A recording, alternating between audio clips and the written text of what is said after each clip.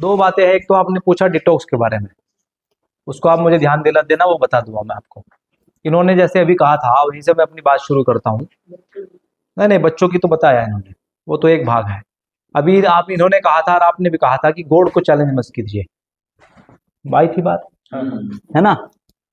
तो गॉड को चैलेंज मत कीजिए। देखिए भाई साहब, अगर जो समस्या आज हम सबके बीच है, अगर वो है ऑटोमेटिक अपने आप हुई है, तो वो ठीक भी अपने आप हो जाएगी, आपको हमको उसमें कुछ करने की जरूरत नहीं पड़ेगी। लेकिन अगर वो बनाई हुई समस्या है, तो वो फिर सुधारने से ही जाएगी, बिना सुधारे या बिना काम करने से वो नहीं जाएगी। अभी मैं कुछ तथ्य प्रमाण आपके बीच रखूंगा, जिससे आपको पता लगेगा कि समस्या, ये जो अभी चर्चा हो रही है, समस्या इससे कहीं बड़ी है और बहुत गहरी है। आज जो खतरा है, वो खतरा जो आ गया है, खतरा आ गया है मानव जाति के ऊपर। और ये खतरा आया नहीं है, खतरे को लाया गया है। आपने सुना होगा, प्रधानमंत्री ने एक बार संसद से बोला था कि हम एजेंडा 2030 को लेकर काम कर रहे हैं। लाल किले से भी उसने बोला था कि नई विश्व व्यवस्था, कोरोना काल में जब इतनी बड़ी दाढ़ी बड़ी हुई थी प्रधानमंत्री की, तो उन्होंने बोला था कि दुनिया में एक नया वर्ल्ड ऑर्डर तैयार हो रहा है। कौन उसको इनिशिएट करेगा, कौन उसमें क्या भूमिका निभाएगा, ये बाद की बात है, लेकिन जो आना ही है ना, ये संसद में बोला है प्राइम मिनिस्टर ने, आप सर्च कर लेना इसको। तो उसके ऊपर ही है रियान भाई ने जो इतना मेहनत किया है और हम लोग इतनी दूर से चल करके आए हैं, ये बहुत गंभीर बात है, इसलिए आपसे करने के लिए आए हैं। क्योंकि जब तक लोगों को मालूम नहीं होगा ना, तो बात बनेगी नहीं। कोई एक संगठन, कोई एक व्यक्ति या कोई भीड़ इसको नहीं हरा पाएगी। अभी जैसा आपने कहा ना कि लोग खड़े खड़े गिर रहे हैं, छोटे छोटे बच्चे मर रहे हैं, हार्ट अटैक से मर रहे हैं, कार्डियक अरेस्ट से मर रहे हैं, टर्बो कैंसर की स्पीड इतनी बढ़ गई है कि नहीं है? बांझपन बहुत तेजी से आ गया है कि नहीं है? बीमारियों में जो रफ्तार है या जो डेथ रेट है, हर 10 साल में वो होता है सेंक्शन, क्या बोलते हैं उसको, सेंसस तो होता ही है। हाँ, और वो जो वो बनती है रिपोर्ट, जनसंख्या की गिनती होती है, 5 साल से नहीं हुई है। साधारण बात नहीं है। किसी देश को चला रहे हो आप, कोई इधर नहीं चल रहा है, यहाँ 5 साल से नहीं हुई है, रुका हुआ है। क्यों रुका हुआ है? क्योंकि हर साल 8 करोड़ लोग ज्यादा मर रहे हैं। जवाब देना भारी होगा सरकार को, कैसे मर गए इतने लोग? जो नॉर्मल डेथ रेट है, जो टीबी से, कैंसर से, बीपी से, एक्सीडेंट से लोग मरते हैं, उससे कई गुना ज्यादा लोग मर रहे हैं। तो ये अगर हुआ अपने आप है तो अपने आप ठीक हो जाएगा, और लेकिन अगर ये किया गया है तो फिर आपको इसको सुधारने के लिए काम करना पड़ेगा। आपने देखा होगा दुनिया के अंदर कि एक बड़ी महामारी का माहौल बना और आयोजन हुआ आयोजन हुआ। आपने सुदर्शन न्यूज अगर देखा हो उस समय, सुदर्शन न्यूज अगर आपने उस समय देखा हो, तो इवेंट 201 उसने चलाया था पूरा, कि कैसे दुनिया के कुछ लोग और पूरी दुनिया को महामारी लाने के लिए, जैविक वेपन को यूज करने के लिए, है ना, दुनिया को बंद करने के लिए एक मीटिंग करते हैं। और ये पूरा आयोजन जो है वो इवेंट 201 है, इवेंट 201, यानी कि एक सभा या मीटिंग की गई कि पूरी दुनिया को कैसे कंट्रोल किया जा सकता है और उसको डीपॉपुलेशन कैसे किया जाता है, यानी कि जनसंख्या को कम कैसे किया जा सकता है, उनकी बात कर रहे हैं। वो पूरा का पूरा जो इवेंट था, जो उनकी सभा थी, वो अंग्रेजी में है। इसलिए आप अगर जानते हैं अंग्रेजी तो अच्छी बात है, वो देख सकते हैं, अभी भी ऑनलाइन पड़ा हुआ है वो इवेंट। उसी समय दिखाया था उसने, वो स्टोरी चलाई थी। और हाँ, तो वो स्टोरी उसने चलाई थी, लेकिन क्या है ना, हम देखते नहीं है, हम समझते नहीं है। क्योंकि वो लोग जानते हैं कि दुनिया के अंदर जो रिसर्च करने वाले लोग होते हैं वो मात्र 8% होते हैं। बहुत बड़ी आबादी जो है ना, वो फॉलो करने वाली होती है। ये उनको पता है, रिसर्च करके बैठे हैं वो, कि कितने टाइप के लोग होते हैं दुनिया के अंदर, कैसे लोग सोचते हैं, कैसे वो रिएक्ट करते हैं, और जब वो रिएक्ट करते हैं तो कैसे उनको चलाया जा सकता है, हाँका जा सकता है। तो जो लोग हैं वो लोग बार बार हम जो बात कर रहे हैं ना, कौन लोग हैं, तो वो आया महामारी, आपने देखी, मास वैक्सीनेशन हुआ, पूरी दुनिया के अंदर हुआ, है ना, पूरा देश बंद था, दुनिया बंद थी, हवाई जहाज, एरोप्लेन, सरकारें, स्कूल, कॉलेज, आपका काम धंधा सब बंद था। और आज आपको पता लगता है कि वो कुछ भी नहीं है। आपको जो दवाई लगाई उसके नाम पर पे, उससे किसी को फायदा हुआ हो तो एक आदमी उठ के बता दे। नुकसान आप गिनवा सकते हैं, हुए हैं कि नहीं हुए? तो ये कोई परमात्मा नहीं कर रहा है इसको, आदमी कर रहा है इसको, व्यक्ति कर रहा है। क्यों कर रहा है? क्योंकि जो मैंने आपको बात कही थी कि एजेंडा 2030, जिसको प्रधानमंत्री संसद में बोल चुका है, लाल किले से कई बार बोल चुका है कि नई विश्व व्यवस्था आ रही है, वो क्या है उसको थोड़ा आप समझें। आप सर्च कर लेना, new world order, conspiracy theories के नाम से आ जाएगा। न्यू वर्ल्ड ऑर्डर, उसमें क्या है, उसमें पहली लाइन है कि दुनिया के अंदर हमको 50 करोड़ लोग चाहिए, और दुनिया की आबादी 800 करोड़ बताई जाती है, तो 750 करोड़ हमको नहीं चाहिए। इस पर बिल गेट्स 2016 में बोलता है कि हम, अब उसके बयान को खोज लेना, सर्च कर लेना, पब्लिकली बोलता है वो कि हम वैक्सीनेशन के थ्रू जो है आबादी को कम कर देंगे, कोई चिंता की बात नहीं है। ऐसा प्रोपेगेंडा चलाएंगे जब आप नेता के पास, अभिनेता या मुख्यमंत्री, प्रधानमंत्री या आप भी खुद जब बात करेंगे कि बेरोजगारी, भुखमरी का कारण क्या है, तो आप बात करेंगे कि जनसंख्या बहुत बढ़ गई है। यही है ना, मतलब कि वो इस तरीके से प्रोपेगेंडा चलाते हैं कि आप ही मांग करें, आप मांग करें व्यवस्थाओं की, है कि नहीं? और पूरा कंट्रोल कर लिया है उन्होंने। और कितने लोग हैं? मात्र 13 लोग हैं। भारत की बात नहीं हो रही है, पूरी दुनिया के ऊपर मात्र 13 फैमिलीज हैं वो, जिसमें एक नाम इन्होंने लिया, बिल गेट्स। कैसे आप समझेंगे? दुनिया के अंदर जितने भी बीज है, बीज जो खेती का बीज है, वो हाइब्रिड बीज हो चुका है क्या? देसी बीज किसी के पास है क्या? अगर कोई किसान हो तो पता करें। बीज अपना नहीं है किसी के पास भी। कहां से आता है? बाजार से आता है, कंपनियों से आता है। कंपनियों में जो पेटेंट है पूरी दुनिया के अंदर हाइब्रिड बीज का, वो बिल गेट्स के नाम पर है। बीज का मालिक कौन? Bill Gates. अब दूसरा, जितनी ये ट्रैक्टर की टेक्नोलॉजी है, उसकी टेक्नोलॉजी जो है जॉन डीरे के नाम पर है। जॉन डीरे में 65% शेयर बिल गेट्स का है। ठीक है जी। दूसरा आ जाइए आप, आपको जो ये मशीन जो चलाते हैं आप, किससे चलती है? कोई भी मशीन, ट्रैक्टर हो, गाड़ी हो, कार हो, मोटरसाइकिल हो, तेल से चलती है ना। पूरी दुनिया के 70% तेल का मालिक रॉकफेलर है,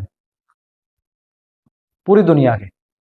फिर तेल जब निकलता है, तेल निकलने के बाद जो एक्टिव फार्मास्यूटिकल इंग्रेडिएंट बचता है, उससे मनुष्य की दवा बनती है, पशुओं की दवा बनती है, खेत की दवा बनती है, जिसको पेस्टिसाइड और यूरिया, डीएपी वगैरह वगैरह आप जानते हो। उसका मालिक भी रॉकफेलर फाउंडेशन है पूरी दुनिया के अंदर। पूरी दुनिया के अंदर जो एजुकेशन का सिलेबस तैयार करता है, वो भी रॉकफेलर फाउंडेशन करता है। हाँ, रॉकफेलर फाउंडेशन। दो बात हुई अभी, है ना। पूरी दुनिया की फार्मा इंडस्ट्री का मालिक है वो रॉकफेलर फाउंडेशन, पूरी दुनिया की। ये जो आप जो देखते हैं कि रिलायंस की रिफाइनरीज है, ये रिफाइन करता है, फलाना करता है, उसकी जो टेक्नोलॉजी है, उसकी जो मशीन है, उसके जो पार्ट्स हैं, यहाँ नहीं मिलते ना बनते, वो रॉकफेलर फाउंडेशन से आते हैं। भारत ही नहीं, पूरी दुनिया में। ठीक है जी। पूरी दुनिया में जो आप ये उद्योग जगत देखते हो, उद्योगपतियों को देखते हो, जो बड़ी बड़ी कंपनियों को आप देखते हो कि पेप्सी कोला है, कि रिलायंस है, कि अडानी है, कि और कौन कौन सी कंपनियां हैं, जो बड़ी कंपनियों के नाम, जो टाटा है, फलाना है, उसमें जो इन्वेस्टमेंट है वो 5 फैमिलियों की है, मात्र 5 फैमिली। जब आप घूम फिर के जाओगे और डेप्थ में जाओगे, एक शब्द आएगा, उसको बोलते हैं इंस्टीट्यूशनल इन्वेस्टर। मतलब पैसा किसी ने दिया। जैसे आपको अब इस बात से आप समझोगे, जैसे फेसबुक के पास पैसा आता है, और फेसबुक पैसा रिलायंस को देता है 4G लॉन्च करने के लिए, जिसको जियो के नाम से आप जानते हो। रिलायंस का पैसा नहीं है, वो अंबानी का पैसा नहीं है, फेसबुक ने दिया उसको। फेसबुक को किसने दिया? एलन मस्क ने दिया। एलन मस्क ने पैसा दिया फेसबुक को। एलन मस्क के पास कहां से आया? वहीं से, रॉकफेलर फाउंडेशन से। क्यों? क्योंकि जब तक 4G नहीं होगा, तब तक उनको जो मशीनरी चाहिए, उनको जो सिस्टम लाना है दुनिया के अंदर, वो लाना है 5G के माध्यम से। तो पहले 4G तो हो, स्मार्टफोन तो जाए आपके हाथ तक। उससे पहले 200 रुपए का तो 1 GB का डाटा आता था। नेपाल में आप चले जाओ, वहां नहीं है ये। वहां आज भी कॉलिंग का पैसा लगता है, 10-10 रुपए, 20-20 रुपए का रिचार्ज होता है। तो वो उनको लाना है आपको उस टेक्नोलॉजी के ऊपर, 5G के ऊपर। क्यों लाना है 5G के ऊपर? क्योंकि आपके अंदर शरीरों में जो जहर डाला गया है, वो एक्टिवेट होता है 5G से। 5G कोई टेक्नोलॉजी नहीं है, आप सर्च कर लेना, मिलिट्री टेक्नोलॉजी है 5G। दुनिया में 5G बहुत कम देशों में है, वहाँ 6G है, 7G है, क्योंकि 5G जो है वो कंसंट्रेटेड बीम बेस्ड टेक्नोलॉजी है, 5 जनरेशन जिसको आप बोल रहे हो। और आपको अभी कंपलसरी कर दिया है 5G। अभी जो मोबाइल आएगा वो 5G आएगा, 4G नहीं आएगा, है कि नहीं है। और इसकी लाइफ है मोबाइल की 1 साल 2 साल में खत्म हो जाना है इसको, है कि नहीं है।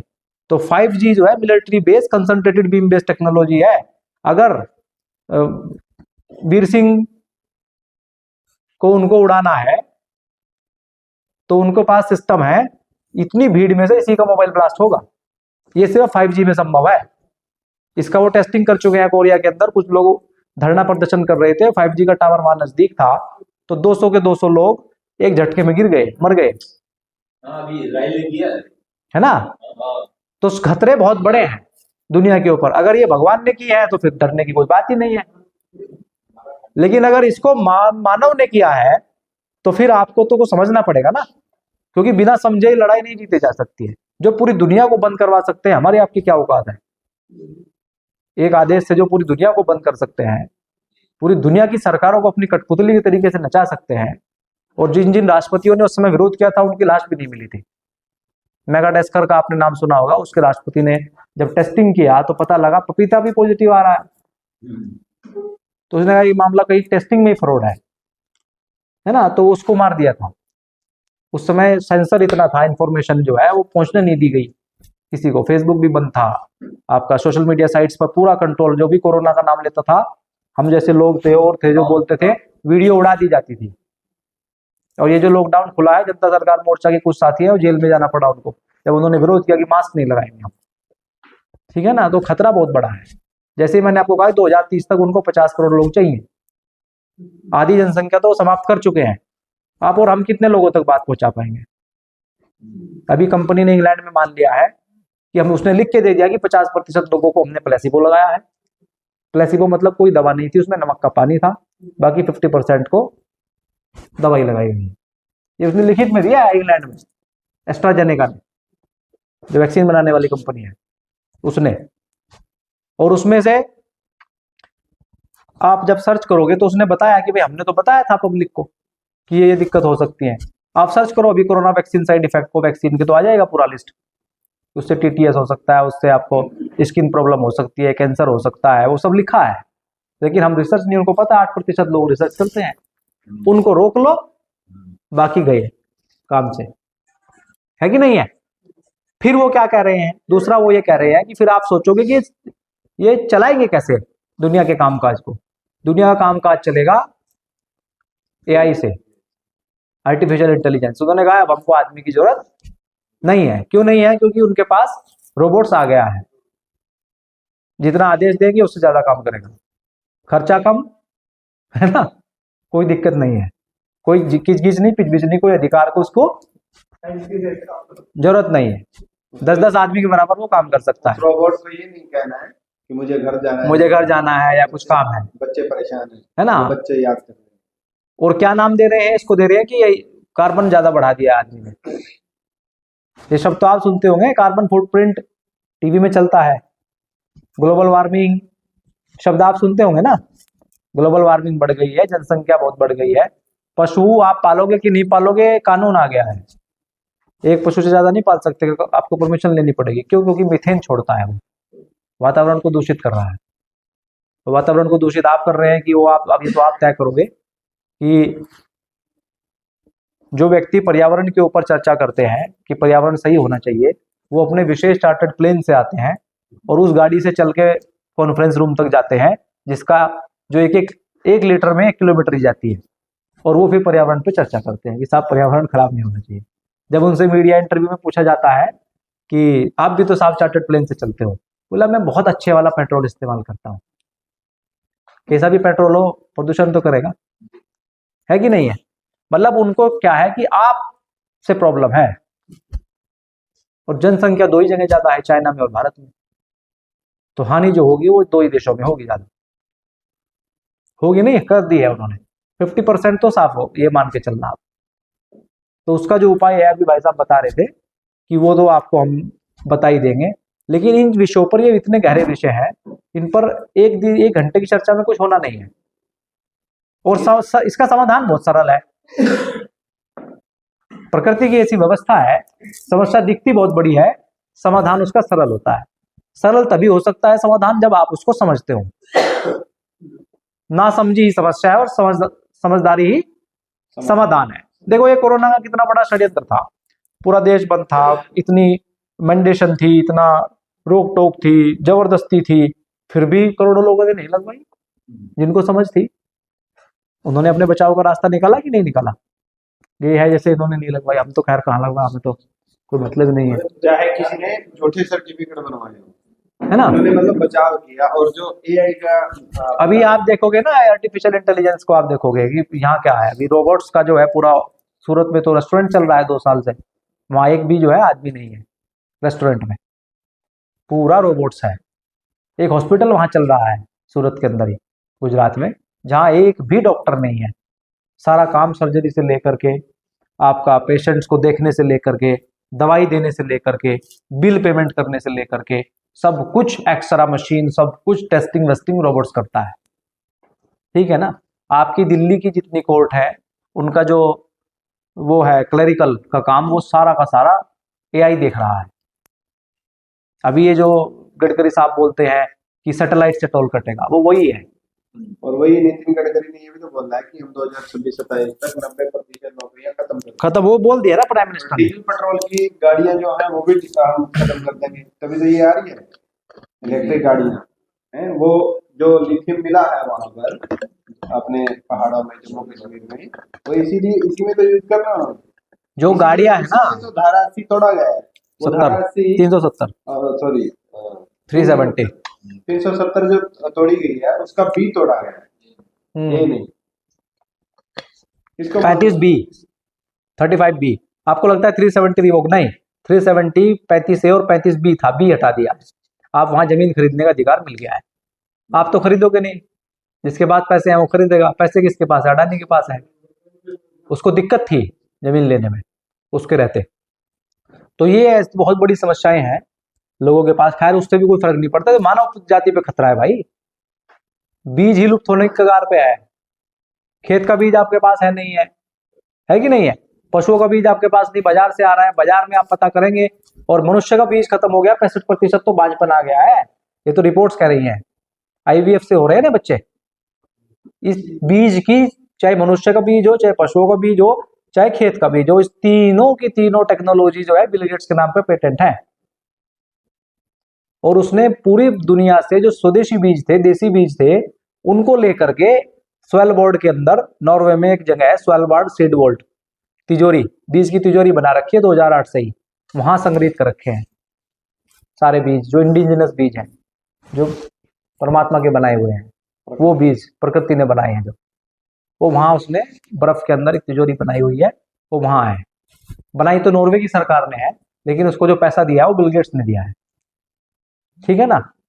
तो ऐसे ही बड़े संकट हैं। ठीक है, बीज आपके पास है नहीं है। अभी हरियाणा में वो टेस्टिंग कर चुके हैं, जो बीज दिया था कुछ किसानों को पंजाब में, हरियाणा में, उस पर बाली नहीं आई। बाली तो आई, दाने नहीं बने उसमें, दाने बने ही नहीं उसमें। पूरे देश के किसानों को अगर ऐसा बीज दे दिया कि उसमें हुआ ही नहीं उत्पादन। FCI के पास अनाज है नहीं, जो 3 साल का स्टॉक रखते थे। है क्या FCI के पास? वो 5 किलो राशन में खत्म हो गया है। ऐसे नहीं हटा सकते थे उसको, राशन को, तो वो खाली कर दिया, पूरा गोदाम खाली हो गए। आपने 5 किलो राशन लिया, जिनको जरूरत थी उन्होंने राशन खाया, जिनको, उनको भी मिल रहा है जिनको जरूरत नहीं है। क्या सिस्टम को पता नहीं है क्या उनको मिल रहा है कि नहीं मिल रहा है? उनको मालूम है सारी बात। सिस्टम उसको होने दे रहा है, क्योंकि वो फिर उसको बेच रहे हैं। बेच के वो लालाओं के पास जा रहा है। लाला उसको कहाँ भेज रहे हैं? अडानी खरीद रहा है उसको, बड़े बड़े साइलोज में स्टोर कर रहा है। क्योंकि जब अगर फूड क्राइसिस लाना, उनका अगला टारगेट है फूड क्राइसिस, खाद्य संकट लाना उनका अगला लक्ष्य है। श्रीलंका में देखा आपने, पैसा खत्म हो गया था क्या? एक रात में खत्म होता है क्या? समझे कि नहीं समझे? ये उनका अगला टारगेट है। तो उसकी तैयारी, उनकी तो पूरी तैयारी। हमारी क्या तैयारी है? हमारी तैयारी तब हो जब हमको मालूम हो। गांव की तो तैयारी है, वो तो 2 साल का अपना स्टोरेज रखता है। और शहर के पास तीन दिन से ज्यादा का राशन है नहीं किसी भी शहर के पास। सप्लाई चेन उनके हाथ में है कि नहीं है? बिजली आपके पास नहीं है, आप पानी कहां से लाओगे? आप पानी बिजली पे है ना, बिजली सरकार की है क्या या आपकी है क्या? प्राइवेट की है बिजली, है कि नहीं है? बिजली उनकी है, हर घर जल दिया जा रहा है नल से, वो किसका है? जल जीवन मिशन कौन चला रहा है? उसका पैसा कहां से आया है? पैसा वहीं से आया, वर्ल्ड इकोनॉमिक फोरम से, जो 1 करोड़ रुपए एक टंकी पर खर्च कर रही है उत्तर प्रदेश सरकार। इसके पास पैसा है क्या? वहां से आया है कि आप टंकी बनाओ। क्यों? क्योंकि उन्होंने ये बोल दिया है कि अंडरग्राउंड वाटर पर मनुष्य का अधिकार नहीं है। तो अगर आपको ऐसे डायरेक्ट बोल देंगे कि आप समरसीबल ना लगाओ, आप जो है हैंडपंप से पानी ना निकालो, तो मानोगे क्या? विद्रोह हो जाएगा। तो पहले आपको सुविधा देंगे, फिर वो क्या करेंगे?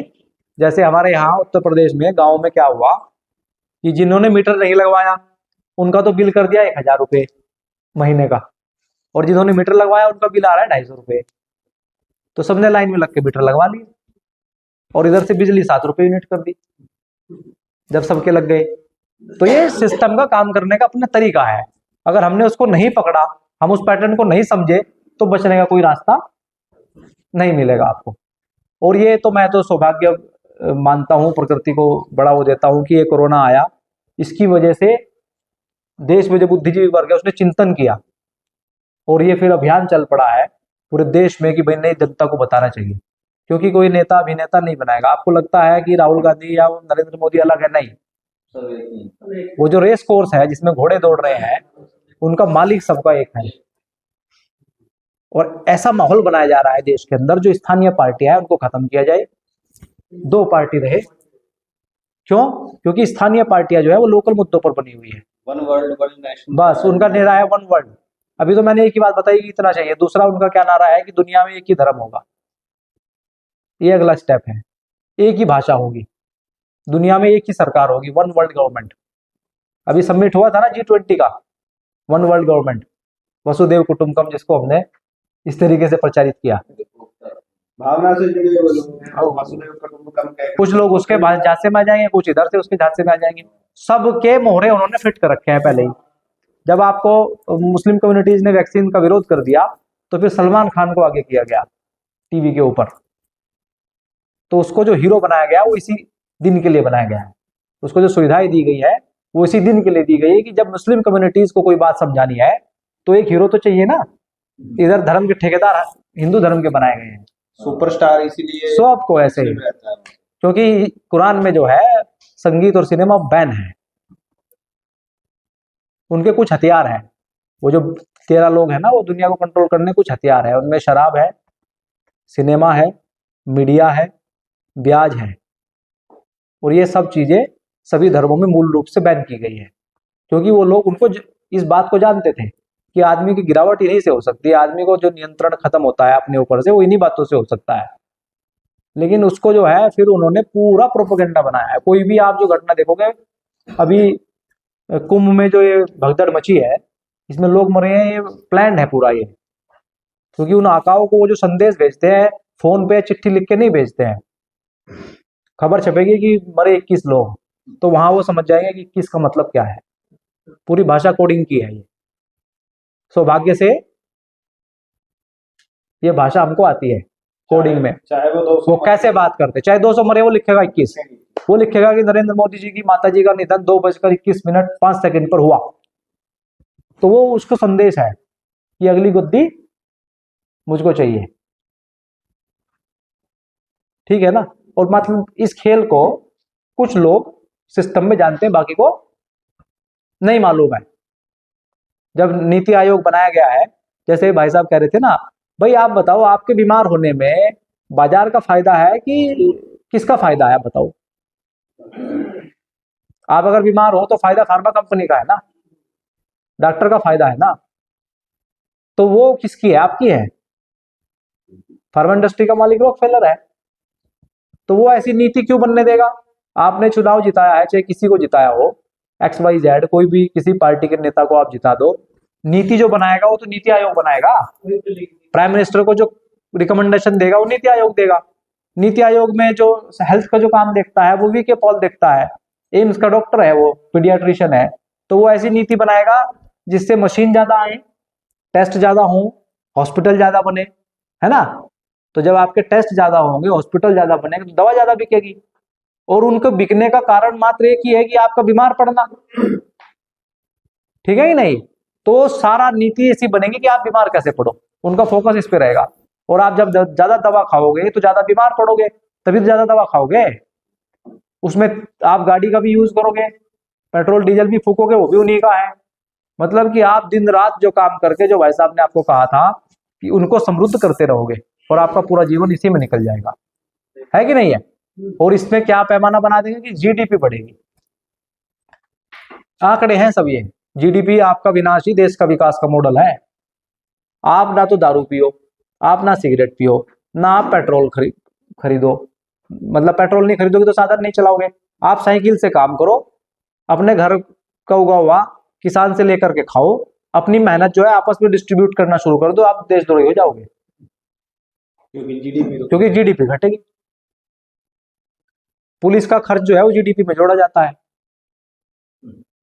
मतलब कि जितने ज्यादा हत्याएं होंगी, जितना बलात्कार होगा, जितना क्राइम होगा, जितने रेप्स होंगे, जितनी भी घटनाएं घटेंगी, तो पुलिस ज्यादा लगानी पड़ेगी, पेट्रोलिंग उसको ज्यादा करनी पड़ेगी, पुलिस को काम ज्यादा करना पड़ेगा, तो जीडीपी बढ़ेगी। समझे कि नहीं समझे। आपका विनाशी देश के विकास का मॉडल उन्होंने बना दिया है, और आप रात दिन उसके लिए काम कर रहे हो। तो इसलिए इन्होंने कहा था कि आप अगर गौर से देखोगे, सुबह से लेकर शाम तक आप कंपनियों के लिए जीवन जी रहे हो। आप नहीं तय कर रहे हो कि आप शादी में कितना खर्च करोगे, वो तय कर रहे हैं वहां से। उन्होंने एक ऐसा माहौल बनाया, किसके माध्यम से, टीवी के माध्यम से। इतना बड़ा घर होना चाहिए, है ना। आदमी, अच्छा आप सोचो, एक ठंडे दिमाग से सोचो, आदमी क्या करता है। कोई भी आदमी आज, जो छोटा बच्चा है, फिर वो बड़ा हुआ, वो पढ़ने लिखने में हुआ, वो किसी अच्छी पोजीशन पे पहुंच गया, तो उसको क्या लगेगा, आप बताओ। उसकी अच्छी तनख्वाह है, तो वो सबसे पहले क्या करेगा, बड़ा घर बनाएगा। बनाएगा कि नहीं बनाएगा। उस घर में सामान किसका लगा हुआ है, टाइल से लेकर के, पीओपी से लेकर के, बिजली की फिटिंग से लेकर के, टंकी की फिटिंग से लेकर के, किचन में जो मॉड्यूलर किचन जिसको आप बोलते हो उसमें, है ना, इसके जो प्लास्टर है, इसमें जो सीमेंट यूज हुआ है, किसका है, वो कंपनियों का। मतलब आपने कमाया, कंपनियों को दिया। फिर आप आ जाओ, वो फिर गाड़ी उसको चाहिए, बड़ी गाड़ी होनी चाहिए मेरे पास, वो किसकी है, कंपनियों की है। जिस तेल से वो चलेगी, वो तेल कंपनियों का है। मतलब आपका जीवन जो है, आपके अपने परिवार को समृद्ध करने के लिए, अपने समाज में समृद्ध करने के लिए नहीं है। आप उनके नौकर हो अल्टीमेटली। इनडायरेक्ट रूप से वो आपको चला रहे हैं, सबको चला रहे हैं इनडायरेक्ट रूप से। और उनका हथियार एक ही है, टीवी। टीवी के माध्यम से जब भारत में टीवी को इंट्रोड्यूस करना है, तो 1985-89 के आसपास टीवी आया है इस देश में, गांव गांव पहुंचा है। तो पहले उन्होंने, पता था उनको कि ऐसे भारत का आदमी टीवी नहीं लेगा, तो उन्होंने रामायण लाए सबसे पहले। तो आस्था का केंद्र था। दूसरे गांव से भी लोग आ गए जिसके पास टीवी था देखने के लिए। तो वो खेल चलाते हैं अपने आदमी के द्वारा, सिस्टम के द्वारा। कोई सरकारी मास्टर था, कोई सरकारी था, उसके पास टीवी दे दिया पहले, उसको लोन में छूट मिली कि तुम टीवी ले लोगे तो किस्त तुम्हारी कम लगेंगी और ब्याज नहीं लगेगा तुम्हारे को। पहले ऐसे लालच देते हैं। पूरा व्यापार लालच और डर पे चलता है पूरा का पूरा। तो फिर वो महाभारत आई, फिर श्री कृष्ण आया, 3-4 एपिसोड आए, उसके बाद फिर और कुछ आने लग गया इसमें। आज किसके लिए इस्तेमाल हो रहा है, कंपनियों का सामान बेचने के लिए, है कि नहीं है। आप जहां रहते हो, आप जिस आबो हवा में रहते हो, आपकी मेरी आबो हवा अलग है, आपकी अलग है कि नहीं है भाई। यहाँ ठंड कम है, हमारे यहाँ ठंड ज्यादा है, पहाड़ के आदमी की और ज्यादा ठंड है। तो वहां का रहन सहन, वहां का खान पान, वहां की दिनचर्या अलग होगी। लेकिन हम शिमला में थे, तो वहां हमने देखा कि जो सामान यहाँ मिल रहा है, वही सामान वहां मिल रहा है। पूरी का पूरा जो आपका स्वास्थ्य का चक्कर था, वो खत्म कर दिया, जिसकी भाई साहब बात कर रहे थे, ऋतुचर्या, दिनचर्या, है ना। लेकिन मतलब प्रोग्रेस किसमें दिखेगी, ऊंचा किसमें दिखेगी, बस बस बस, हाँ। है ना। तो ये पूरा प्रोपोगेंडा चल रहा है पूरी दुनिया के अंदर। ऐसा नहीं है कि वहां भी काम नहीं हो रहा है, बहुत विरोध हो रहा है दुनिया के अंदर, बातचीत हो रही है, केस हो रहा है। भारत में भी कोर्ट में केस चल रहे हैं कि भाई ये कुछ था ही नहीं है। वायरोलॉजी का जो डिपार्टमेंट है, पूरा फ्रॉड है। वायरस नाम की कोई चीज नहीं होती है। ये डॉक्टर है, मैं डॉक्टर हूँ। इतना तो आप जानते होंगे कि पंच भौतिक शरीर है, 5 चीजों से बना है, जानते हैं। ये सृष्टि भी 5 चीजों से बनी है ना। आपका शरीर 98% वायरस से बना है, बैक्टीरिया है इसके अंदर, फंगस है, वायरस है। मैं बोल पा रहा हूँ, आवाज आप तक जा रही है, तो कोई बैक्टीरिया इसके लिए जिम्मेदार है, काम कर रहा है। आप पलक झपका रहे हैं तो बैक्टीरिया के कारण झपका रहे हैं, मतलब पूरा शरीर ही आपका वायरस से बना है। इस पूरे ब्रह्मांड में ऐसा कोई वायरस इंट्रोड्यूस ही नहीं हो सकता जिसका आपके शरीर को पता ना हो, क्योंकि ये सृष्टि जो है परमात्मा की बनाई हुई कृति है। तो वो पूरा ये जो डिपार्टमेंट है, जो 100 साल पहले से, 200 साल से चली है वायरस की थ्योरी, महामारी की थ्योरी। अच्छा, तो वो पूरा उनका पूरा प्रोपोगंडा है उनका। भाई आज आपको अगले जब 2040-50 में जब कोई इस समय को देखना चाहेगा तो कहाँ से देखेगा? मैगजीन के माध्यम से, न्यूज़पेपर के माध्यम से, या जो किताबों में लिखा होगा उसी से तो पता लगेगा उसको कि यहाँ 2025 में क्या हुआ था। उसमें तो ये लिखा है कि इतनी खतरनाक बीमारी आई थी कि लोग इतने मर रहे थे, और मसीहा जो आया नरेंद्र मोदी जी, उसने लोगों को टीका लगा के बचा लिया। यही लिखा है ना कि दुनिया का सबसे बड़ा वैक्सीनेशन प्रोग्राम भारत के अंदर हुआ, फ्री वैक्सीनेशन। फ्री कहाँ हो गया भाई? 1700 रुपये खर्च हुए एक व्यक्ति के ऊपर, आपके टैक्स के पैसे से। 35,000 करोड़ रुपए का बजट अलग से सैंक्शन हुआ था इसके लिए। उसको तो पैसे दिए है ना कंपनी को, और सरकार जो पैसे देती है अपने घर से थोड़ी देती है, जनता ने जो टैक्स वसूलती है उसी से तो देती है। तो आपके पैसे उसकी जेब में डाले, है कि नहीं है? और आपको लगता है कि फ्री। एक को आप ये नियम ध्यान कर लेना कि जो चीज फ्री की आपको दी जाएगी उसकी बहुत भारी कीमत आपको चुकानी पड़ेगी, आपको या आपकी आने वाली पीढ़ी को। ठीक है कि नहीं? ठीक है। अच्छा, ये तो एक बात हो गई। अभी दूसरा, आप ये भी नहीं जानते होंगे कि जियो इंजीनियरिंग शब्द सुना है आपने? वेदर मॉडिफिकेशन, क्लाइमेट चेंज, कुछ शब्द सुने हैं ये? जियो इंजीनियरिंग 1950 से वो लोग इतने सक्षम हैं कि जब चाहे बारिश करा सकते हैं, जब चाहे सूखा ला सकते हैं, जब चाहे भूकंप ला सकते हैं, जब चाहे बाढ़ ला सकते हैं, जब चाहे ओलावृष्टि करा सकते हैं, जब चाहे गर्मी कर सकते हैं, जब चाहे ठंड कर सकते हैं। 1950 से इसको बोलते हैं जियो इंजीनियरिंग। अगला उनका लक्ष्य क्लाइमेट लॉकडाउन ही है, क्योंकि वैसे तो आप मानोगे नहीं। आपको मालूम है कि सन डिमिंग प्रोजेक्ट भी लगा दिया है उन्होंने। सूरज की रोशनी धरती तक ना पहुंचे तो उसके लिए प्लानिंग कर ली है पूरा। और उसको क्या बोला है कि धरती थोड़ा गर्म हो गई है तो इसको ठंडा करना है, ग्लोबल वार्मिंग। सन डिमिंग प्रोजेक्ट आप सर्च तो करो, सन डिमिंग क्या है, आप सर्च करो। हार्प क्या है? Highly active auroral research programme, आप सर्च करो कभी। राज्यसभा के अंदर इसी सरकार के एक कैबिनेट मंत्री थे, एनवायरमेंटल मिनिस्टर अनिल माधव दवे, अगर आपने नाम सुना हो। उन्होंने राज्यसभा में बयान दिया था, मिल जाएगा आपको गूगल के ऊपर। उन्होंने बयान दिया था कि हार्प टेक्नोलॉजी के द्वारा अमेरिका भारत में वेदर मॉडिफिकेशन कर रहा है। लिखित बयान दिया था उन्होंने। इस बयान देने के बाद, और जैसे ही इन्होंने बात की थी आपसे कि आप बिना बीज का खाना खा रहे हो, genetically modified organism, GMO seeds का जब उन्होंने परमिशन नहीं दी तो 2 दिन के बाद उनकी लाश पाई गई। कैबिनेट मंत्री, एनवायरमेंटल मिनिस्टर। और फिर जब उनकी लाश पाई गई तो रिलायंस में एक डायरेक्टर था, उसने वहां से रिजाइन किया, और वो बैकडोर एंट्री जो शुरू की है सरकार ने, आईएएस बनते हैं ना बैकडोर एंट्री से, कैबिनेट सचिव बन सकता है डायरेक्ट, तो वो सचिव बना। उसने फिर उस फाइल पर साइन किया, 1 साल पद पे रहा, फिर रिजाइन देके फिर अपनी पोस्ट को ज्वाइन किया। ठीक है जी। तो ये खतरा बहुत बड़ा है, समाधान बहुत सरल है। समाधान होगा आपकी समझ से। 2 व्यवस्थाएं हैं भाई। आपके परिवार को टूटने में किसका फायदा है? कंपनियों का फायदा है सीधा सीधा, क्योंकि उनका सामान बिकता है। आप संयुक्त परिवार में है तो एक टीवी, एक फ्रिज, एक वॉशिंग मशीन से, एक पंखे से काम चल जाएगा। आप अगर 3 परिवार में टूट गए तो 3 फ्रिज, 3 टीवी, 3 मोटरसाइकिल, 3 कार, 3 मकान, सब कुछ 3 चाहिए। तो फायदा किसका है? कंपनी का है। और सरकार को कौन बनाता है? बाजार। बाजार का एक ही नियम है, लाभ। तो अभी तो खैर हमको निकलना भी है, चर्चा ये लंबी ज्यादा नहीं की जा सकती, तो अब आगे इस पर हम 3 दिन की ट्रेनिंग प्रोग्राम चलाते हैं। 23 तारीख में अपना हम आपको निमंत्रण भी देते हैं। हमारा भगत सिंह राजगुरु सुखदेव के जो शहादत दिवस है उस पर पानीपत सवाल का में कार्यक्रम आयोजित कर रहे हैं, बड़ा कार्यक्रम। जैसे हमने नस्ल बचाओ रैली की थी 2023 में करनाल के अंदर, तो ये उसमें आप आइएगा तो वहाँ आपको वहाँ से दिशा और दशा दोनों तय होंगी देश की। अभी हमने तय कर लिया है कि हरियाणा को मॉडल के रूप में देश के सामने पेश किया जाए। हरियाणा के अंदर 7,000 गांव हैं, उसको पुनः उसी व्यवस्था पर स्थापित किया जाए। तो रुपए का भी बता देंगे। और जो आपने डिटॉक्स के बारे में पूछा था, तो आप अर्जुन की छाल और पुनर्नवा दोनों बराबर मात्रा में ले लें और उसको जो है चूर्ण बना लें। 1 चम्मच चूर्ण का चाय की तरह काढ़ा बनाएं, 2 टाइम लें, तो आपको जो है हार्ट अटैक से आपकी जान हो जाएगी। पुनर्नवा किडनी को और हैवी मेटल्स को निकालने में शरीर से आपकी मदद करेगा।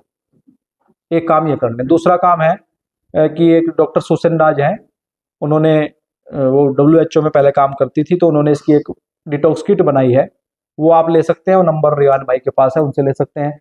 तीसरा है डॉक्टर साहब आपके पास बैठे हैं, तो ये भी आपका डिटॉक्स कर सकते हैं, आपको बता सकते हैं कि डिटॉक्स कैसे हो सकता है। डिटॉक्स तो आप करवा ही लो। और 5G फोन को 4G एनेबल करो, या तो जरूरत करे तो आप 5G फोन ही ना रखो। जैसे जैसे 5G की रेडिएशन बढ़ाते हैं वैसे वैसे लोग बढ़ना शुरू हो जाते हैं, फिर कम करते हैं।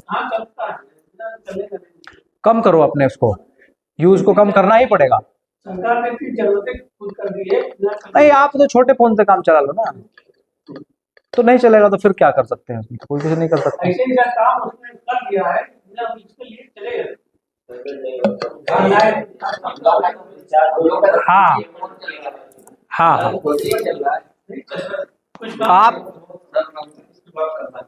कैश में लेन देन करिए। आप कैश कितना जरूरी है, वो बहुत जरूरी है कैश। वो जान क्या कर रहे हैं ना, वो इसलिए कर रहे हैं, मैं बताता हूँ आपको, क्योंकि उनको जो है कैश आपके हाथ से खींचना है। आप नहीं ऑनलाइन ले करके कैश निकाल दीजिए। जितना कैश आपके पास होगा तो ही आप बच पाओगे। कैश अगर आपके पास नहीं होगा तो नहीं, मामला बिगड़ने वाला है। कैश निकाल दीजिए, कैश अपने पास रखिए, बैंक में नहीं नहीं ऑनलाइन ले लो। आप लेने के बाद आप बैंक से कैश निकालो। बैंक में मत जमा करके रखो 10 लाख बैंक तो भागने वाला है साथियों, मैं आपको बता रहा हूँ। आपके मोबाइल पर रिंगटोन जो बज रही है ना, कि साइबर फ्रॉड हो सकता है, ये कोई साधारण नहीं है। अब तो बैंक में पैसा नहीं, ये साधारण नहीं है, क्योंकि अमेरिका में हो चुका है, महाराष्ट्र में कोऑपरेटिव बैंक का सब खत्म हो चुका है, ठीक है ना। वो पैसा आपका उड़ाएंगे वही, और नाम दे देंगे कि हम तो भाई पहले ही बताया था। आपको माइंड मेकअप कर रहे हैं पहले से कि साइबर फ्रॉड हो सकता है, आप मान लोगे। देखो, अगर एक व्यक्ति के साथ होगा तो वो बोलेगा, लेकिन जब सबके साथ होगा तो क्यों बोलेगा आदमी? तो आप तो एक ही शब्द है ना, यार सबके साथ है तो मेरे साथ भी है। 5 लाख की गारंटी सरकार ने दे दी है। आपके अगर 1 करोड़ है तो 5 लाख आपको मिलेंगे, चिंता मत करो आप। 2 करोड़ है तो 5 मिल जाएंगे आपको, तो उसकी चिंता नहीं है। तो ये एक और काम हमने किया है जनता सरकार मोर्चा ने, कि ये जितना का जितना रुपया चल रहा है ये सब नकली है। जिस रुपए में आप लेन देन कर रहे हो पूरा फर्जी है। अभी ये भाई साहब, और जो भाई बाप बड़ा रुपया सबसे बड़ा रुपया, तो रुपया है भी या नहीं, ये भी जानना। और वो कमाल की बात है, रुपया नकली है है ना। तो अब वो बताऊंगा मैं आपको। तो वो ये रुपया पूरा नकली है साथियों, और इस नकली खेल ये उजागर हो रहा है, इसीलिए कैश को खत्म किया जा रहा है। क्योंकि जब तक आपके हाथ में कागज का नोट है तो आप इसको कोर्ट में ले जा सकते हो, कानून के दायरे में आता है। और लेकिन जैसे ही इसका नाम रुपये से बदल के ई रुपया हुआ, फिर ताकत आपके हाथ से गया, और वो उसका नाम है central bank digital currency, CBDC। वो जैसे ही आ गया है, अभी पूरी तरह लागू नहीं हुआ है, तो वो जैसे ही आएगा, आप ये पूरा खेल जो है वो सच साबित हो जाएगा उनका। अभी तो वो फंस रहे हैं ना इसमें, क्योंकि उन्होंने जो है नकली रुपया चला करके आपकी असली धन को अपने कब्जे में ले लिया है। असली धन क्या है? आपका पशु असली धन है, आपका शरीर असली धन है, आपका मकान असली धन है, आपका खेत असली धन है, आपके पास जो संसाधन है वो असली धन है। बैंकों ने हवा में डिजिट्स बना करके ये ले 10 लाख तक से, वो है नहीं कहीं। एक फर्जी अकाउंट बनाया, लोन अकाउंट, उसमें बैंक ने उसमें 10 लाख की डिजिट्स नंबर डाल दिए, वो आपके खाते में नंबर आपको दिखने लगे। दूसरे को आपने नंबर भेज दिए, वो उसको असली माने बैठा है, वो कहीं है ही नहीं, उसका कोई अस्तित्व नहीं है। क्यों नहीं है? क्योंकि हमारे एक साथी ने इसके ऊपर पूरा रिसर्च किया, 18 साल लगाए हैं अपने जीवन के। उनका नाम है डॉक्टर घनश्याम वर्मा और डॉक्टर देवेंद्र बल्हारा जी। ये किताब भी हमारी इसके ऊपर आई है अभी, रुपया मूल्य का मापक या शोषण का साधन। किताब का नाम है रुपया मूल्य का मापक या शोषण का साधन। वो किताब भी आप पढ़ सकते हैं। मैं तो इनको कहा था, मगर 20-30 किताबें आप मंगवा के रख लीजिए, कोई पढ़ना चाहे तो पढ़ ले उसको, क्योंकि ये अंतिम पीढ़ी होगी जो इस लड़ाई को लड़ पाएगी। इससे अगली पीढ़ी पे ऑप्शन नहीं है, और ये हमारी आपकी जिम्मेदारी है कि हम अगली पीढ़ी को क्या दे करके जाएंगे। ठीक है कि नहीं? ठीक है। तो ये कैसे नकली है? तो ये नकली ऐसे है साथियों, इस रुपये के ऊपर लिखा हुआ है मैं धारक को 100 रुपये अदा करने का वचन देता हूं, लिखा है, और ऊपर लिखा हुआ है रिजर्व बैंक ऑफ इंडिया, है ना, और बराबर में लिखा हुआ है guaranteed by the central government. तो हमने सरकार से पूछा, वित्त मंत्रालय से और इससे, कि भाई ये जो गारंटी है इसके ऊपर, गारंटी किसकी है, ये जरा बताओ आप। वो बोले कि सरकार की गारंटी है साहब। तो हमने कहा बोलने से नहीं चलेगा। अच्छा, तो मैं भी बोल दूंगा मेरी गारंटी है, आप लिखित में दो। हमने उससे सवाल पूछा कि ये दी सेंट्रल गवर्नमेंट किसको कहते हैं? तो दी सेंट्रल गवर्नमेंट भारत सरकार का तो नाम नहीं है। भारत में जो केंद्रीय सरकार है उसके 3 नाम हैं। एक नाम है गवर्नमेंट ऑफ इंडिया, दूसरा नाम है यूनियन ऑफ इंडिया, और जो एक तीसरा नाम जो पासपोर्ट पर लिखा रहता है रिपब्लिक ऑफ इंडिया। ये सिर्फ 3 नाम है। तो गारंटी किसकी है इसके ऊपर? तो उन्होंने कोई जवाब नहीं दिया। तो जब इसके ऊपर किसी की गारंटी नहीं तो नोट कैसे असली है? तो फिर हमने इस पर खोजबीन की तो पता चला आरबीआई की स्थापना हुई थी 1934 में। आरबीआई एक्ट आया था 1934 में। तो वो जब 1934 में किसकी सरकार चलती थी? अंग्रेजों की। जब अंग्रेजों की सरकार यहां चलती थी तो इंग्लैंड की सरकार को द सेंट्रल गवर्नमेंट कहा जाता था। इंग्लैंड की सरकार को द सेंट्रल गवर्नमेंट कहा जाता था। और आरबीआई जो है 1 रुपए से ऊपर का नोट छापता है, 2 रुपए, 5 रुपए, 7 रुपए, जितने का भी है वो आरबीआई छापता है। तो ये जब इसके ऊपर कोई गारंटी नहीं है तो फिर हमने इस पर टेस्टिंग किया। हमने आरबीआई को ये नोट लगाया और एक अपना आवेदन पत्र तैयार किया और आरबीआई को दिया कि हमको 100 रुपए नहीं चाहिए। ये जो 100 का नोट है ना, हमको ये 100 का नोट नहीं चाहिए, हमको अपने 100 रुपए चाहिए। तो कृपया करके हमारे 100 रुपए का भुगतान किया जाए। तो उसके हाथ पांव उखल गए आरबीआई के, क्योंकि आप 20 को 100 रुपए मानते हो। 100 रुपए नहीं है, ये 100 रुपए का नोट है, वायदा पत्र है, पर्ची है ये 100 रुपए की। तो वो नहीं बता पाया उस आवेदन को, उसके पास कोई जवाब नहीं है कि 100 रुपए क्या है। मैनेजर को भी नहीं मालूम है, आपको सही बताऊं मैं, क्योंकि उसको पढ़ाया नहीं गया ना उसने पढ़ा। उसका मैनेजर का काम इतना है कि लोन कैसे बांटना है, उसको इतना ही पता है कि आपको लोन बांटना है, बस। लोन बांटने का जो नोडल ऑफिसर है डिपार्टमेंट अलग है, उसको भी नहीं पता पैसा आता कहां से है। ठीक है ना? फिर हमने, अब मैं आपसे पूछूं, अगर इसको यहीं रोकता हूं बात को मैं, इस पर नोट पर लिखा है गवर्नमेंट ऑफ इंडिया, 1 रुपए का नोट है, आपने देखा होगा। इस पर किसी गवर्नर के साइन नहीं, वित्त सचिव के सिग्नेचर इसके ऊपर है। तो हमने 1 रुपया ये है 1919 का है, ये चांदी का है, ये भी 1 ही रुपया है, और 1 रुपया ये है जो गिलट का है ना? तो अब आप ये बताओ इसमें कौन सा असली है? आप किसको असली मानते हो? चलो, इन्होंने कहा चांदी वाला। ठीक है जी, ये 3 रुपए हमने कोर्ट में रखे थे कि साहब आप हमको ये बता दो कि कौन सा असली है इनमें से। जज बता नहीं पाए असली कौन सा है। तो हमने, देखो मैं आपको बताता हूँ, जब हमने आरबीआई से पूछा कि क्या ये चांदी वाला असली है, क्योंकि इसमें आज भी 50 किलो गेहूं मिलता है 1 रुपए में, और इसमें मिलती है एक टॉफी, है दोनों रुपया, 1 ही रुपया है। अभी मिल जाएगा आपके पास, सुनार के पास जाओगे ना तो उससे पूछना 1940 का रुपया दे दो, 45 का दे दो, 1900 रुपया, 1919 रुपया दे दो। वो जो गणेश जी वाला है वो नहीं, इसको रानी वाली मोहर वाला रुपया। ठीक है ना? तो आरबीआई ने कहा कि रुपया किसी धातु पर निर्भर नहीं करता, वो चाहे कागज का हो, चाहे सोने का हो, चाहे चांदी का हो, चाहे कपड़े का हो, चाहे चमड़े का हो, लकड़ी का हो, प्लास्टिक का हो, किसी भी चीज का हो, रुपया जो है वो एक मानक है, वो एक सिद्धांत है, आपकी मेहनत को मापने का एक साधन है, उसको कहते हैं रुपया। मैं कहा ठीक साहब। फिर हमने पूछा उनसे कि भाई आप हमको जो है वैध रुपए का दस्तावेज उपलब्ध करवाएं।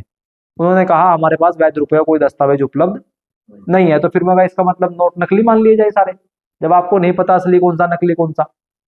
तो खैर फिर जब रिसर्च आगे बढ़ी तो रिसर्च में पता चला, एक दिन नेशनल आर्काइव जो है, आरबीआई की आर्काइव है, उससे वो दस्तावेज मिला। उसका नाम है कॉइनेज एक्ट 1906, जिसमें रुपए की अवधारणा और रुपए वैध कौन सा है वो बताया गया है, वैध रुपया कौन सा है। अब तो उन्होंने वहां से हटा दिया है, अब आप ढूंढोगे तो नहीं मिलेगा, लेकिन वो कॉपी हमारे पास सर्टिफाइड कॉपी है उसकी, वो किताब में भी लगा दी है, जो रुपया की किताब है उसमें इसको लगा दिया गया है। तो उसमें पता चला कि भाई रुपया जो है, इतना तो आपको पता ही है कि सोना जितना होगा उतना ही नोट छाप सकते हैं, इतनी जानकारी तो होगी कि आरबीआई रिजर्व में गोल्ड रखेगा तो नोट छाप सकता है। लेकिन 1 रुपए में कितने छाप, 1 रुपए के बदले में कितना सोना चाहिए ये नहीं मालूम था किसी को, ना है किसी को। तो वो जो कॉइनेज एक्ट 1906 है उसमें पता चला कि 1 मोहर बराबर 15 रुपए, ये इसका स्टैंडर्ड है। रुपए जो है ना वो स्टैंडर्ड होता है, मानक होता है। जैसे कि 1000 मीटर में 1 किलोमीटर होगा, ये मानक है, दुनिया में कोई इसको बदल नहीं सकता। अगर इसको छेड़छाड़ करी तो सारे जो पैरामीटर्स हैं वो बदल जाएंगे और तफरा तफरी मच जाएगी। ऐसे ही जो स्टैंडर्ड होता है, मानक होता है, उसमें कोई छेड़छाड़ नहीं कर सकता। तो रुपए का जो स्टैंडर्ड है वो 1 मोहर बराबर 15 रुपए है, मतलब। और मोहर का जो वजन है वो होती थी सोने की, शुद्ध सोना 1 तोला, 1 तोला होता है 11.664 ग्राम। तो जब हमने इसको 15 से भाग दिया, 15 रुपए की 1 मोहर, 1 मोहर में 11.664 वजन, तो 1 रुपए की वैल्यू आई निकल के 777 मिलीग्राम सोना। मतलब पिक्चर साफ हो गई कि 1 रुपया का अर्थ है 777 मिलीग्राम सोना। चूंकि ये धातु पर निर्भर नहीं करता, तो चाहे वो कागज का हो चाहे प्लास्टिक का हो, किसी का हो, इसकी जो वैल्यू है वो 777 मिलीग्राम है। इतना उसको रिजर्व करना पड़ेगा, तब जाकर के वो कागज में छापे चाहे काहे में छापे, आरबीआई छाप सकता है इसको। और आज अगर हम मार्केट में जाएं तो आरबीआई के जो बैंक नोट है, ऐसे ऐसे बैंक नोट हमको 6600 रुपए खर्च करने पड़ते हैं, तब उतना सोना मिलता है मार्केट में। तो मतलब आपके 1 रुपए की जो वैल्यू है आरबीआई के बैंक नोट में, इसको शब्द को ध्यान देना, आरबीआई के बैंक नोट कह रहा हूं मैं, आरबीआई के बैंक नोट में वो 6600 रुपए है 1 रुपए की वैल्यू। और चूंकि आप जो मेहनत करते हो दिन रात, वो कमाते हो रुपया, नोट नहीं कमाते आप, ना आप छापते, आप तो मेहनत करते हो। जितनी मेहनत 1950 में लगती थी, ऊर्जा जितनी खर्च होती थी 8 घंटे में, उतनी आज होती है कि नहीं है? या गिरावट आ गई है? मेहनत तो उतनी लगेगी आपकी। तो इतनी बड़ी ठगी देश के साथ हो रही है, 6000 गुना की ठगी। इस पर काम इसलिए करना पड़ा क्योंकि आप अगर सारी व्यवस्थाओं को भी बना दोगे तो भी ठगी आपकी ये चलती रहेगी। और इस ठगी को परमानेंट करने के लिए ही सीबीडीसी आ रहा है। क्योंकि बहुत से लोगों ने जब आवेदन लगाए, आरबीआई को पूछा, वित्त मंत्रालय को, आरटीआई पे पूछा, तो उनके पैर उखड़ गए। 1 पूछे, 2 पूछे, 4 पूछे, 2-2 हजार लोगों के आवेदन लगे हुए हैं। तो फिर हमने इसका एक रास्ता निकाला, कोर्ट में तो केस चल ही रहे हैं, तो कि भाई इसको जो है, जिसके ऊपर कर्ज है, जो कर्ज नहीं दे सकता, तो हमने एक अभियान चलाया पूरे देश के अंदर, जनता सरकार, हमने मतलब जनता सरकार मोर्चा ने, कि पूरे देश की कर्ज अदायगी हम करेंगे वैध रुपए में। कैसे?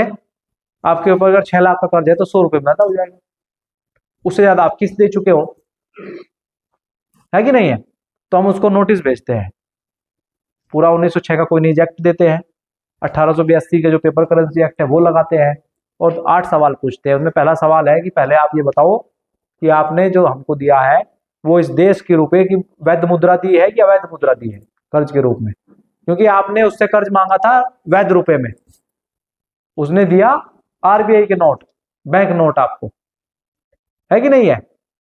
तो इस तरीके से 2000 लोगों के आवेदन लगे हुए हैं, अब तक किसी का जवाब दे ही नहीं पाया यार, दे ही नहीं सकता, वो देगा ही नहीं, तो वो कार्रवाई वहीं रुकी हुई है ना। फिर आप देनदार भी नहीं है कि नहीं है, आप देनदार भी नहीं हो। ऐसे बहुत सी फैक्ट्रियों के ताले टूटे, मकान पे पोजीशन हो गया था, वो टूट के लोग अंदर रह रहे हैं। एक भाई ये भी है, इनका भी लोन था, इनका भी आवेदन लगा हुआ है। ठीक है ना। तो ये लड़ाई जो है छोटी नहीं है, बड़ी है और आसान है, क्योंकि इस बार की जो लड़ाई है वो ज्ञान युद्ध है। इसमें वही बच पाएगा जिसके पास समझ होगी, नॉलेज, ज्ञान जिसके पास होगा। इस बार का हथियार ही ज्ञान है, वही सर्वाइव कर पाएगा। इसको वो बोलते हैं सर्वाइवल फिटनेस। इस जिंदा रहने की सर्वाइवल फिटनेस है किसके पास, तो आपके पास होगी तो आप बच पाओगे। इसके लिए 3 दिन की ट्रेनिंग चलती है हमारी, 7 दिन की भी चलती है, क्योंकि विषय इतना बड़ा है, इसमें इतने सवाल जवाब है, इतने क्वेश्चन आंसर है, वो 1 दिन पूरा इसी में लगता है, रुपये को समझाने में, रुपया क्या है। और फिर जो मैंने आपको कैम ट्रेल की बात करी, हार्प की बात करी, जियो इंजीनियरिंग की बात करी, क्लाइमेट चेंज की बात करी, वो पूरा विस्तृत विषय है कि नहीं है। और फिर जो आपके जीवन से जुड़े हुए विषय है और कानून क्या क्या आ रहे हैं उन पर बात है। तो पूरा 3 दिन की ट्रेनिंग चलती है। तो ये दो दिन का हमारा यहाँ प्रवास था। आज रात को हमको निकलना है। तो आप लोगों ने सुना बहुत धैर्यपूर्वक। अगर आपको लगता है, आप इसको, हमारी बात को ऐसे मत मानना, अगर आपको लगेगा कि हाँ इनमें दम है, सच्चाई है, तो फिर आगे की चर्चा यहाँ से शुरू होगी। ये तो है कि आपको भी जानकारी तो करा दी जाएगी, आपको पता तो लगे कि भाई सच है कि झूठ है। आप इस पर पूरा मंथन करें, देखें, अपनी खोज करें, विचार करें, तो फिर आगे की चर्चा ये बैठे ही है वो होगी। बहुत बहुत धन्यवाद, आभार।